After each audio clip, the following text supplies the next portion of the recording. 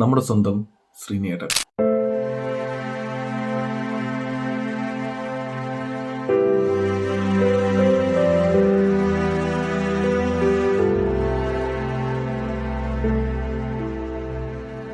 അദ്ദേഹം നമ്മളെ വിട്ടുപോയി. ഉൾക്കൊള്ളാൻ വളരെ ബുദ്ധിമുട്ടാണെങ്കിലും ഇതാണ് സത്യം. ഇതൊരു സിനിമാ വാർത്തയല്ല, മലയാളികളുടെ മനസ്സിൽ ഒരു വിളക്കണഞ്ഞ നിമിഷമാണ്. അദ്ദേഹം ഒരു സൂപ്പർ സ്റ്റാർ ആയിരുന്നില്ല, നമ്മളെ വീട്ടിലെ ഒരാളായിരുന്നു. നമ്മളെ ചിരിപ്പിക്കുകയും ചിന്തിപ്പിക്കുകയും ചെയ്ത ഒരു മനുഷ്യൻ. അതുകൊണ്ടാണ് ഈ വേർപാട് അത്രയും ആഴമുള്ളതാക്കുന്നത്. ശ്രീനിയേട്ടൻ അഭിനയിച്ച കഥാപാത്രങ്ങൾ ഒരു ഹീറോ മാത്രമല്ല, അത് നമ്മുടെ അച്ഛൻ, നമ്മുടെ സുഹൃത്ത്, നമ്മുടെ അയൽക്കാരൻ, നമ്മുടെ തന്നെ അപൂർണത.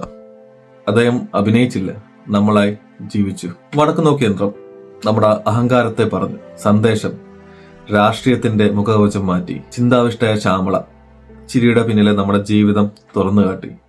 ഇതൊന്നും വെറും സിനിമയല്ല, ഇതെല്ലാം നമ്മുടെ ജീവിതമാണ്. ശ്രീനിയേട്ടൻ ആരെയും പേടിച്ചിരുന്നില്ല.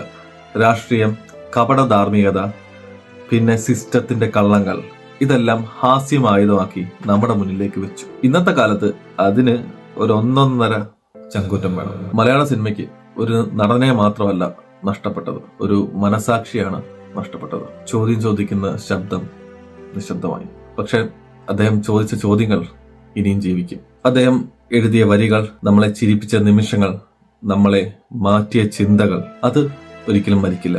Good bye ശ്രീനേട്ട. നിങ്ങൾ പോയാലും നമ്മളുടെ മനസ്സിലും നമ്മളുടെ ചിരിയിലും നമ്മുടെ കണ്ണീരിലും നമ്മുടെ ജീവിതത്തിലും എന്നും എപ്പോഴും ഉണ്ടായിരിക്കും.